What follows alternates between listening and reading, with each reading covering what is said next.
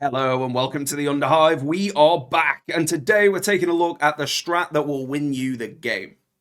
Now, of course, we could take a look at all of the stratagems and talk about every little nuance and when they're good and when they might not be as good, but that would take us weeks probably. In an effort to keep this succinct, I'm going to be focusing on where a strat can win you the game by being used effectively and when you might otherwise leave that strat on the shelf. So without further ado, let's dive in to the core 10th edition stratagems from the Death Guard perspective. So we'll start with one here that's very easy to use but arguably very hard to master, the command point reroll. In any phase, after you have made a roll, so a hit, a wound, damage roll, saving throw, advance roll, charge roll, desperate escape test, or hazardous test, you can re-roll that test, saving throw, or roll. So principally here, there is going to be a lot of opportunity to use a command point reroll, and when you're first starting out, there's nothing wrong at all with leaning into the command point reroll, making sure you use your CP is important, and when you're not abreast of all the other options that you could use it for, getting some value somewhere from that CP is better than nothing.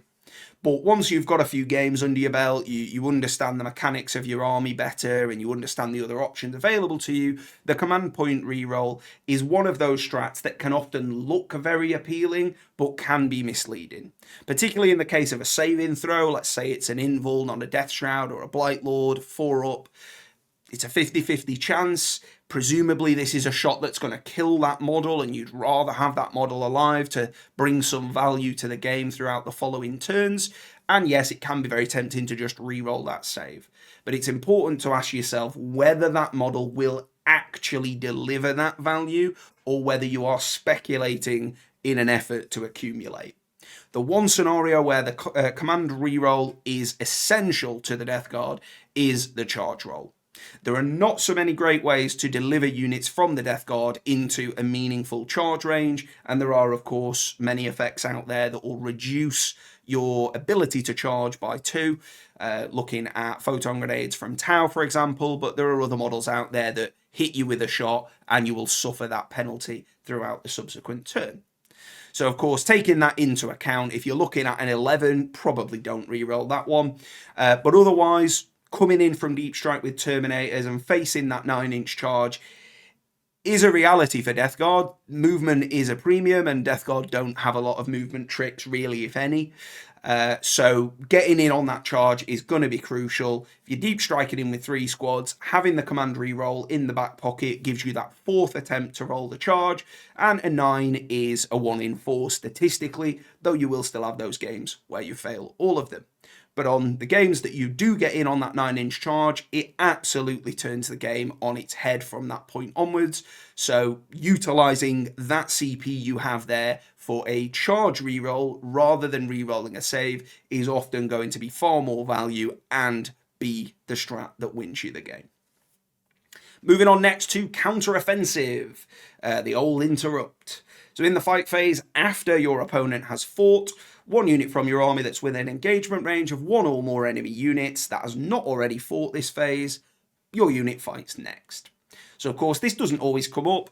If you're into an army that has only 1, maybe 2 key melee threats, they may only charge you once so that they get to hit you and that the interrupt does nothing.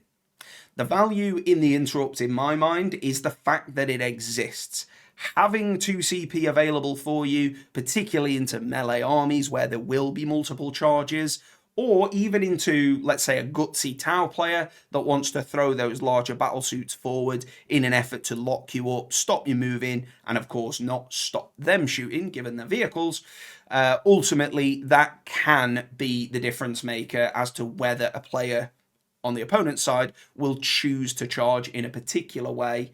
And in the event that it stops them doing something they otherwise would, that is money in the bank because you didn't even spend the CP, you just threatened it. The other side of the coin there is do not give your opponent the opportunity to use this strat against you. That will often be as much value and game winning a decision as actually using this strat. But of course, the key use is when you have a healthy or full health unit that can swing fully into an enemy and hopefully kill the unit, or at least take it to the point where it's no longer combat effective and save you losing models where your opponent would otherwise have got to hit you first. Epic Challenge. In the fight phase, when a character unit from your army is within engagement range of one or more attached units is selected to fight, select one character model in your unit. Until the end of the phase, all melee attacks made by that model have the precision ability. The only model off the top of my head that can join as a second character leader is the Icon Bearer. He is not a melee powerhouse by any means, so this will almost be the main character in a unit if you're running an Icon Bearer. Otherwise, it's just the character in the unit. Now, Epic Challenge works best on a character that has access to devastating wounds, so that if you roll those devastating wounds, you can allocate exactly the amount of damage directly through the saves into the character you want to kill, and you can allocate those other successful wounds into the squad. The important caveat on precision is that once those wounds are successful, you select where they will be applied before saving throws are made. So if it's not dev wounds, you don't know how many saves the opponent will make, and so you perhaps have to over-allocate in order to get that character killed. A lot of the time, just killing the attached unit really neuters the ability that the opponent leader is having on that squad. And also, if we're talking about a character leading a unit on our side, say a Lord of Contagion with a Death Shroud squad, that's all happening in the same activation, so killing the character with the Lord of Contagion isn't then benefiting the Death Shroud when they hit the rest of the unit, because it's all one activation. This is best when it's either a solo character, like say an Assassin, the old Calidus. Granted, she has precision anyway, but that effect is useful for a solo character that can activate and then your other activation benefit from the character being dead, or where it's dev wounds and you can just allocate exactly what you need to kill that model and then have the rest go into the normal squad. Because there are no dev wound characters, it's not that useful to Death Guard. There may well be a time and a place, but you've got to ask yourself the question, is it a different activation? Because if it's not, you probably are better off just killing the squad, saving the CP on something that can amp up the output of the squad overall, rather than just trying to neuter a character. Insane Bravery. So we're not going to read the wording that's here because I don't think it's been updated. Of course, this got updated in the balanced data slate. You can now only use Insane Bravery once per game, and you essentially choose to auto-pass a battle shock test that you have not taken. You do not roll first and then decide to pass, as it would have been at the start of 10th. You simply choose to auto-pass a test, and it is in the battle shock step of the command phase. That wording still holds true. So you get shot with a weapon that forces you to take battle shock. You can't Insane Bravery, you've just got to take the test. But in your battle shock step, if you are stood on an objective that you will score points on if this unit does not fail its battle shock, then yes, you would perhaps consider Insane Bravery to score those points rather than risk failing the test. It is a strat that I consider every game. The fact that you can only use it once means you've got to plan when it's going to be effective, but often scoring on a primary, scoring on a secondary, 4 or 5 points is worthwhile. So always worth consideration. Fire Overwatch. So in your opponent's movement or charge phase, just after an enemy unit is set up, or when an enemy starts or ends a normal move, advanced move, fallback move, or charge move. One unit from your army that is within 24 inch of that enemy unit and would be eligible to shoot, no longer out of line of sight or towering units, of course. That unit can shoot that enemy as if it were your shooting phase. The restriction is, of course, that you hit on a 6. So it is not the same as your shooting phase. You don't take any modifiers, you just hit on a 6. So, of course, this is particularly good with flamer weaponry, things like the Land Raider Redeemer with a fantastic flamer profile, very, very strong. It can be very good with Death Shroud, particularly if you're leaning into the Lord of Virulence for reroll wound rolls into an infantry unit. But my argument there is the Death Guard army does not struggle to kill really any infantry in the game other than the very toughest. And even then, they're not the hardest thing to remove from your opponent's army in all likelihood. You often don't need to fire Overwatch in order to make sure the job is done, but it's a nice tool to have. If your opponent is moving onto an objective nearby, let's say a Death Shroud or a Sprayer unit, and by overwatching them, you very likely wipe the squad and leave them not scoring on that secondary objective, then sure, it makes sense. 1 CP to deny the opponent's points. It's the same principle as Insane Bravery, but I wouldn't just do it to deal damage. There has to be a points reason for it. Otherwise, you can likely get the value elsewhere. There is a consideration that if that unit is setting up to really open up on your units and you may save yourself from taking damage by killing it now, then of course, yes, that's an extra consideration, but that doesn't happen all the time, and I wouldn't be tempted to just overwatch something because it could shoot you if not overwatched. I would only go for it when it's a very, very clear threat, like a buffed up Eldar infantry unit, which of course are very broken in the grand scheme of things compared to most infantry units. Next up, Grenade.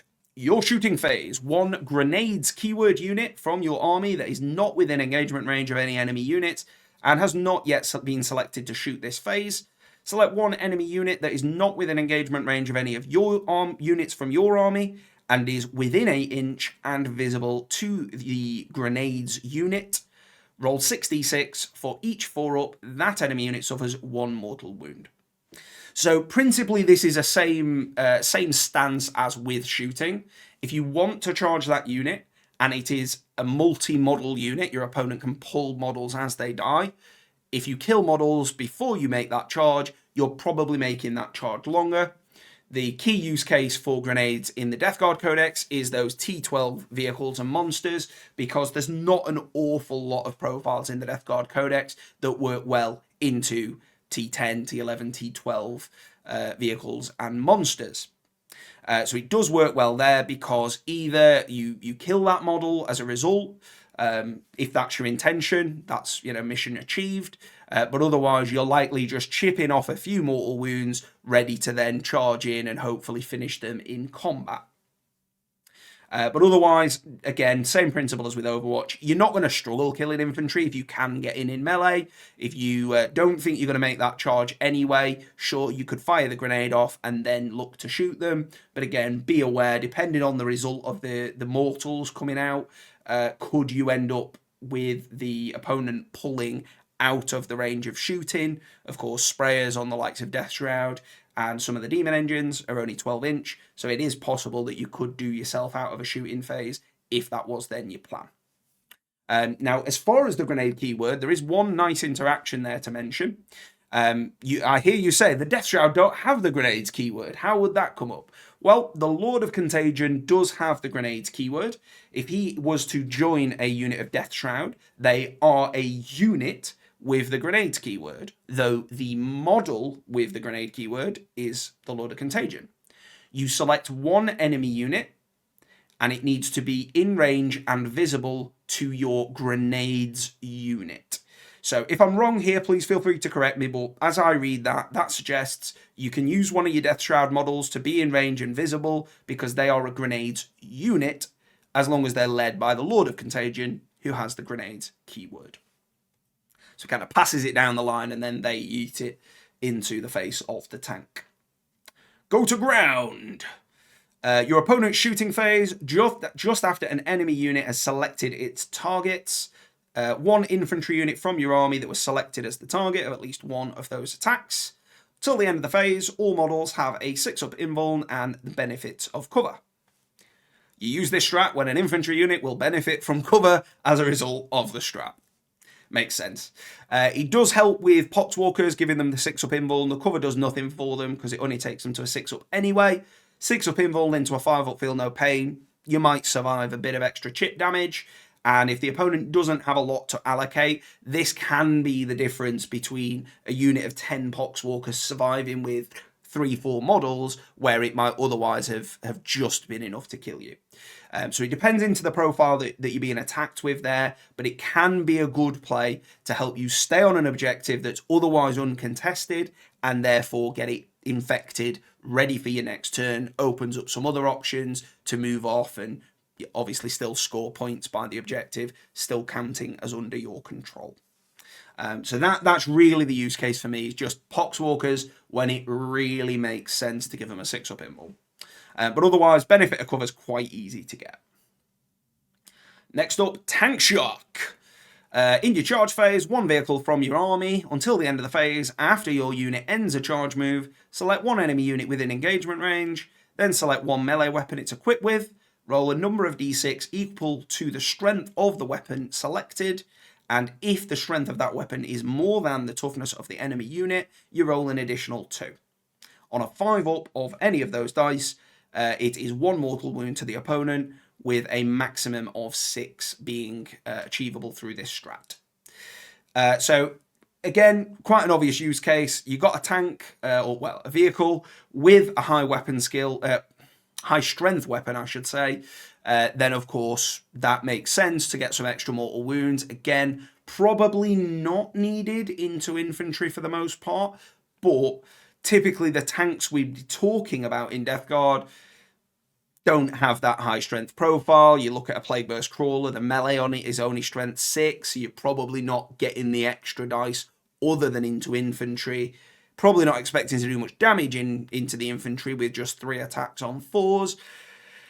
But maybe it's the difference maker. There can be a right time and a place where you really just need to chip that unit down. There's a few models left, and you need to have them rid, and the only thing that can do it's a Plague Burst Crawler. Sadly, even the Flesh Mower on the drone is only strength 7, so it's not really that much better, not really that worth doing. Where this does shine is if you're allying in Chaos Knights.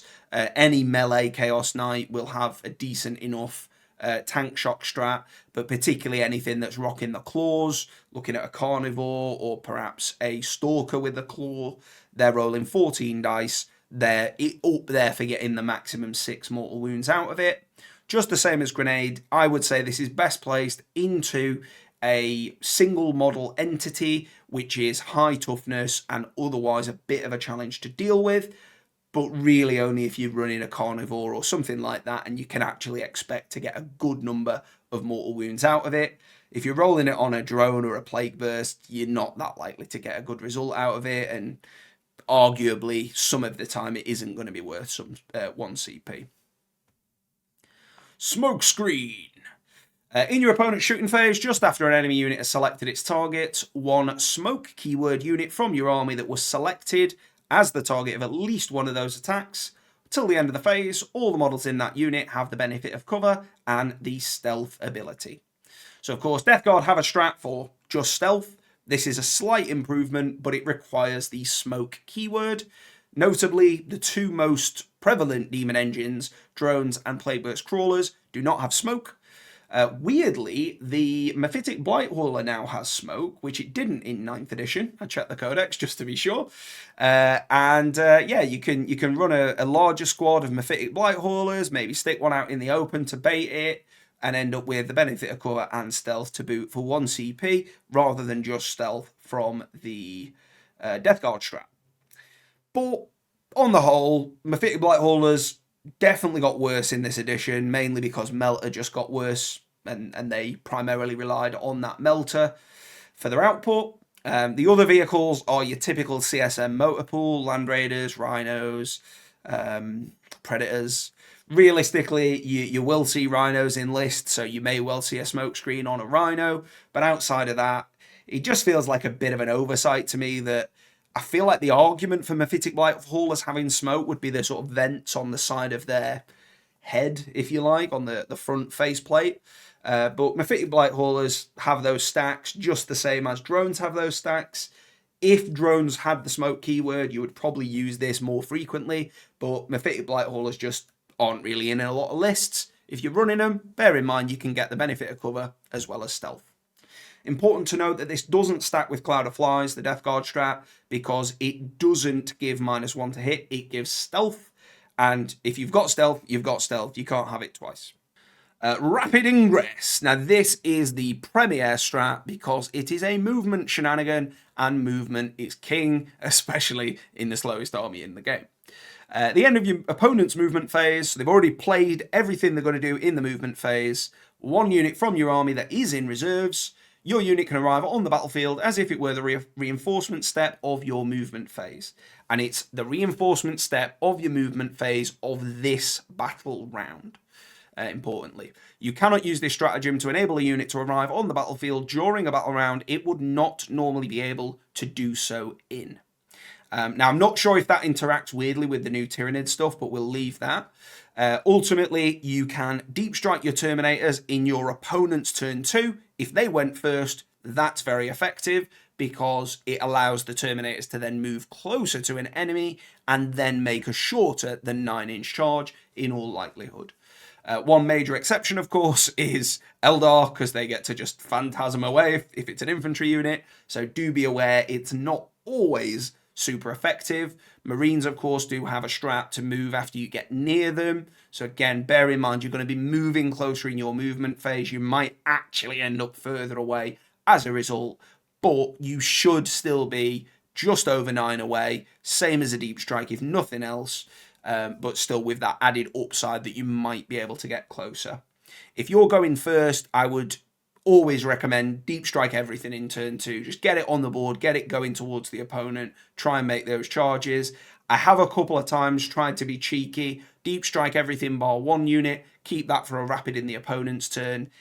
It's often just better to use that unit on the board in your turn, even if it doesn't achieve much, because if nothing else, it's screening them out during their turn 2 movement phase, where it wouldn't be because you can only rapid it down afterward if you're going first.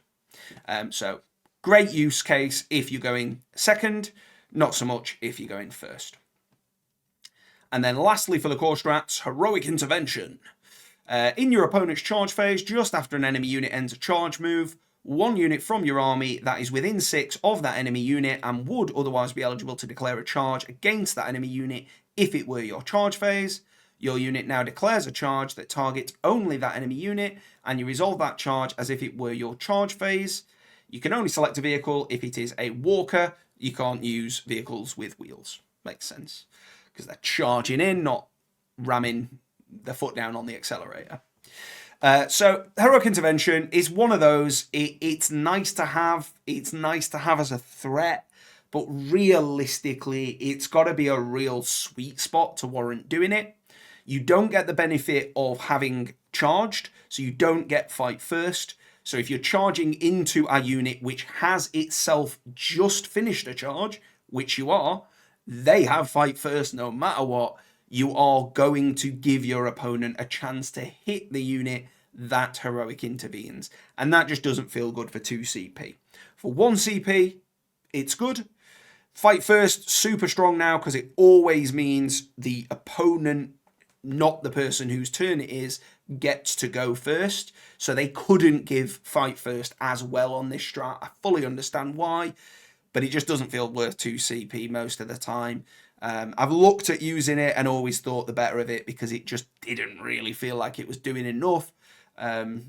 Typically you can afford to wait until the next turn and just deal with that unit for free using your normal activations. But if your opponent charges something in, bites off more than they can chew, and you stand to remove a really valuable unit without taking any damage or any more than you otherwise would on the target they did charge, then maybe it's worth. In that scenario, it could be worth 2 CP, but few and far between. Next then, on to the Death Guard strats. Ferric Blight. In your shooting phase or your fight phase, select one Death Guard unit from your army that has not yet been selected to shoot or fight. Until the end of the phase, each time a model makes an attack, improve the AP by 1. For 1 CP, that's good. There are times in a place where the extra AP matters. It doesn't always matter, but it's just nice to have that tool in the arsenal. It's not like back in 9th where you were picking Ferric Blight as a contagion for the army. You just use this strat when it makes sense, when it's worsening that save for the opponent as a result of being 1 extra AP. It's flexible, whether you're leaning more towards things like Lord of Virulence and you're looking to reroll your wound rolls, or whether you're looking to go more melee focused and you don't necessarily care about this in the shooting phase, you're just going to use it when you deal your main damage in the fight phase. Very versatile. This is something I'm considering throughout the whole game. Will I need Ferric Blight next turn, or can I afford to spend on something like, say, a CP reroll for a charge, which obviously offers value? Will this offer as much? The strat then goes on. If the target of that attack is within contagion range of an infected objective marker. So bear in mind, that doesn't mean if they're stood on the objective. Turn 1, because the contagion range is 3 inch, it is the same as in range of the objective. But from turn or battle round 2 onwards, it's 6 inch, and then from 3 onwards it's 9 inch. They don't actually need to be that close to the objective marker for that unit, the target of that attack, so yeah, it would be the unit, is in range of an infected objective marker. If a critical wound is scored, improve the AP by 2. Now, because there isn't any anti-melee weaponry, so like anti-infantry melee, anti-vehicle melee in the Death Guard, the upside, the contagion range of the objective, I see more as a shooting benefit. So again, if you're using Lord of Virulence and some Death Shroud, you've got that anti-infantry 4-up on the Flamers, so you're getting critical wounds on 4s, not 6s, and you can reroll because the Lord of Virulence is leading the squad. In the shooting phase, you can reroll your wounds. So if that's the route you're going down and you're more interested in getting the shooting value of the army, then Ferric Blight is something you can really, really lean into, because AP2 ignores cover on those Death Shroud Flamers will eat through most infantry. Suddenly, it's really attractive even into Terminators because it's putting them bang on to that 4-up invuln, 2 AP, ignore cover. Beautiful. Does also work on sprayers for fetid bloat drones and for plague burst crawlers, but just not as many shots as a full squad of Death Shroud, so value may vary. But as I say, if you're leaning more into shooting, this is definitely a strat to keep in mind. Disgusting the Resilient. Feels bad. We can leave it at that really if you like, but alright, let's talk about it. In the fight phase, for 2 CP, select 1 Death Guard unit from your army that was selected as the target of enemy unit attacks. Till the end of the phase, each time an attack is allocated to the model in that unit, subtract 1 from the damage characteristic of that attack. If you're being hit with damage 2 in melee, it's probably worth 2 CP, but it does feel bad because even if they had every unit in the army has -1 damage and we just didn't get this strat, let's say they just deleted this strat, Death Guard still wouldn't be S tier because movement is king. Durability is good, but movement is king. So having to pay 2 CP and the fact that virtually half the factions, maybe a bit less, have this strat essentially, it just kind of feels bad that it's like it's not limited to just Death Guard and it's 2 CP. Are we even Nurgle's favourite anymore? But when you're being hit with damage 2, if Custodies are coming at you in melee, if Terminators are coming at you in melee, it probably makes sense. Again, if you're threatening that 2 CP for the interrupt, you could also threaten, well, what if I just let you hit me? Because I'm not, let's say it's not a full strength Death Shroud squad. It's already a bit beat up, 2 or 3 models left plus a character. You're not expecting to wipe that squad, but halving the damage that they output may keep enough models alive that the backswing is still relevant. So again, not always relevant. Is it actually going to save the unit in a meaningful way? Or are you just speculating that a unit surviving actually matters? It does a lot of the time, but it doesn't always. Next there, we've got Sanguous Flux. This is my favourite strat available. I'm sure you will see why. In the fight phase, so not shooting, one Death Guard unit from your army that has not yet been selected to fight this phase. Until the end of the phase, weapons equipped by models in your unit have sustained hits 1. While your unit is within range of an infected objective marker you control, those weapons have sustained hits 2. So I can only imagine this is a deliberate wording. While your unit is within range of an infected objective marker. So you have to be on the objective and it has to be infective. Not just contagion range of an infected objective marker. Perhaps this was a typo. I could see it being the other way. It would be a nice addition if we only had to be within contagion range, but you have to be stood on the objective to get sustained hits 2, and you have to have already controlled that objective at the start of your last command phase at least to have got it being infected. But at the bare minimum, it's sustained hits 1 on top of a weapon profile that probably has lethal hits as well. Because virtually all melee profiles in the Death Guard Codex do have that. This is why I favour the Lord of Contagion, because you've already got a hit roll effect baked into all the melee weapons in that squad. You have the option for just 1 CP to add another hit roll effect. The Lord of Contagion lets you reroll hits, so you can really lean into cranking out as many lethals and sustained as possible. And on top of that, both the Lord of Contagion and the Death Shroud themselves hit on 2s. So you don't often get a severe punish for fishing for 6s because you only miss on 1s anyway.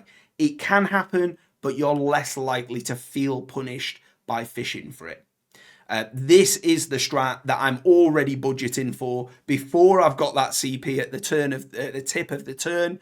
I know I'm going to want 1 CP for that. Can I afford to spend what I've already got? Because I want to threaten the interrupt, but then use the Sanguous Flux if need be.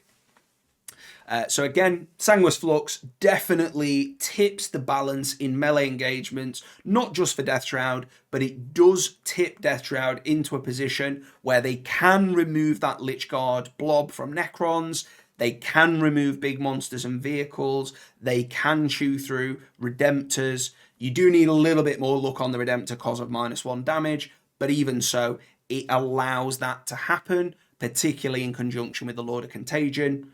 So again, maybe I'm favouring it because I'd rather go melee than shooting with the Ferric Blight option. If you want to go shooting, then the same is true for Ferric Blight. That will probably be the strat that you need to keep a CP for because it will help you win the game. Next up, we've got Gifts of Decay. In your command phase, 1 Death Guard model from your army. Your model regains D3 lost wounds. If your model is within contagion range of an infected objective, so you only need to be within contagion, you don't need to be stood on it, your model regains up to 3 lost wounds. Well, regains 3 if it can have 3 instead. So for me, this is a big slap in the face compared to what Necrons reanimate from a strat. Yeah, sure, they've got all the stuff in the command phase, fine, that's their army rule. But compared to what the strat says on Necrons, either bring a character back or bring models back from units, this just feels pretty bad. It is kind of lackluster.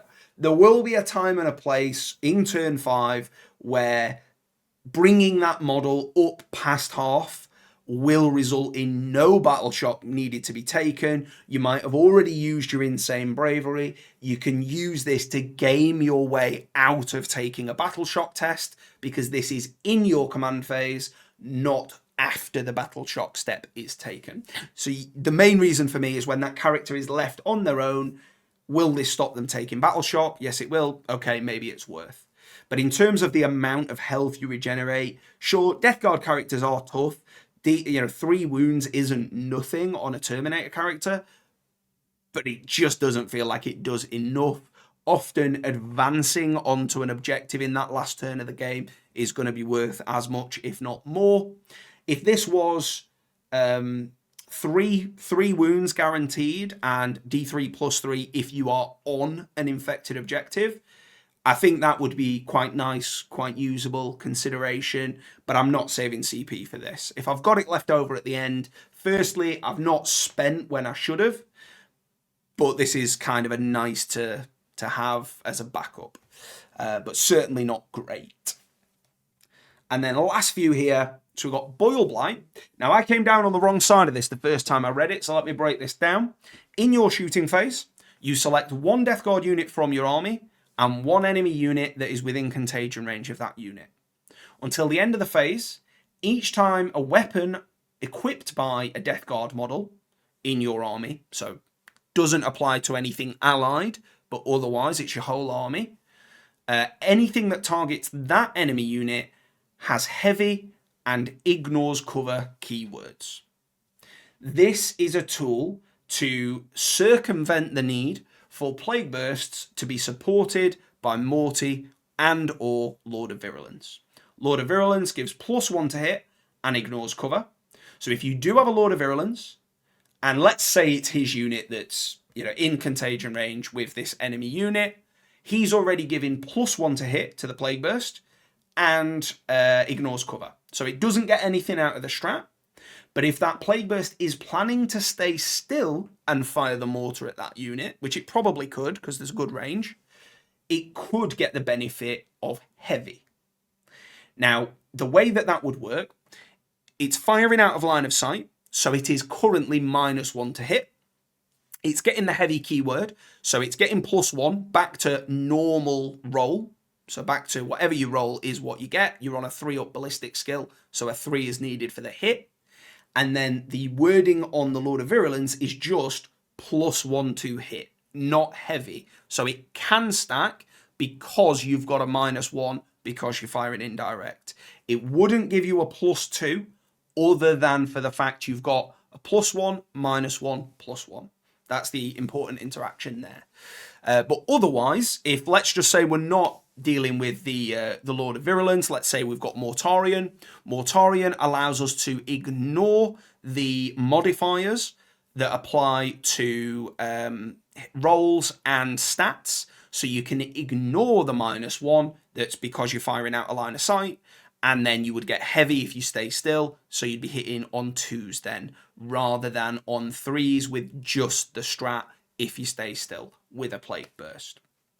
But to be honest, for me, I know Mortarion is in all the competitive lists, you know, Art of War talking Morty up and many other competitive Death Guard commentators saying that Morty is the way to go. Personally, the fact that this strat exists, it brings you back to hitting on 3s as long as you stay still, and more importantly, gives you ignore cover because your opponent is always getting cover if they're out of line of sight, but they're probably getting cover anyway, even if you can see them. Having ignore cover makes that AP1 on the mortar count, and that just makes all the difference in terms of the damage going through.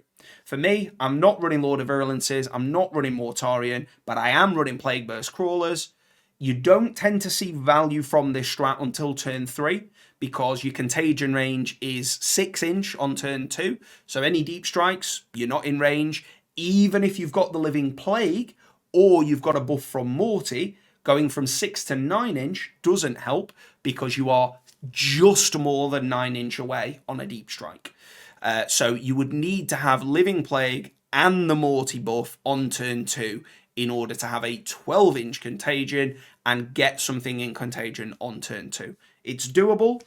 You could also use the Icon Bearer. He's got an ability to give himself a 12-inch contagion for a turn. You could buff that up with Morty as well. You could buff that up with Living Plague as well, but bear in mind that's only for one turn. You probably want to use it in the earliest turn possible. But other than that, you're looking at units being in contagion range from turn 3 onwards, realistically. Or from your shooting phase in turn 3 onwards. Probably not in the shooting phase turn 2, but they might be by the time you get a charge in, but that's just too late for this strat to have any use. So for me, late in the game, if you've got a Plague Burst alive, be considering this, because it's going to make it just magnitudes more effective. Particularly chipping off those point scoring characters. Tower famous for them at the moment, those little what they're called, elementals or whatever they're called, ethereals, chipping one of them off, stopping them scoring any more on future secondaries is very important. And then lastly, Cloud of Flies, probably the best stratagem available to you, let's be fair, particularly if you're going with the -1 weapon skill and ballistic skill debuff in your opponent's shooting phase, whichever target they select, as long as they've selected a Death Guard unit for more than one of those attacks, or at least one of those attacks, you can give it stealth, so it's -1 to hit. Very, very good when you are already in the opponent's face and they are -1 weapon skill and ballistic skill. Obviously, it's the ballistic skill that matters here because stealth only applies in the shooting phase. Absolutely phenomenal in the Tau matchup, but let's be fair, 10th edition is a shooting edition, so anything that allows you to get a -2 to hit on shooting through manipulating the ballistic skill and then the hit roll as well, just phenomenal. The games where I've pulled this off with a Death Shroud blob in the middle, even, I mean, I've got a Tau matchup in mind where it was, Devilfish Breacher spam, and they go, oh, you don't want to stand on objectives. We get to re-roll pretty much everything if you stand on objectives. They go, oh yeah, good luck with that. You're hitting on 6s. No damage. So yeah, particularly good into the Tau matchup, but really it's very good into a lot. If you can get in there and tag vehicles up, of course, they're going to be -1 to hit by being big guns never tire, they're shooting into melee, but some vehicles will get a +1 somehow. Let's say a Tech Marine's involved, giving them a +1. You can now use Cloud of Flies again. It is the shooting phase. They're back to -1 +1, and then you can -1 again. Does make dealing with those Redemptor Plasmas whilst you're trying to keep those Terminators alive a little bit more likely for you to come out clutch in. Well, that was all of the strats. Hopefully that was interesting and useful to you. My biggest call-outs are, for me, playing a predominantly melee list.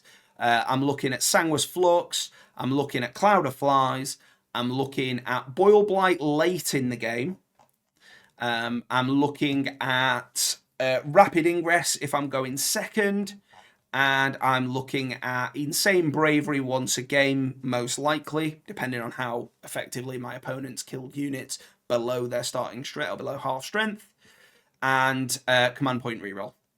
Particularly important for the charge roll, but as we've said earlier, there's a time and a place where rerolling a save, rerolling a damage is the best thing you could do with that CP, but not every opportunity you get.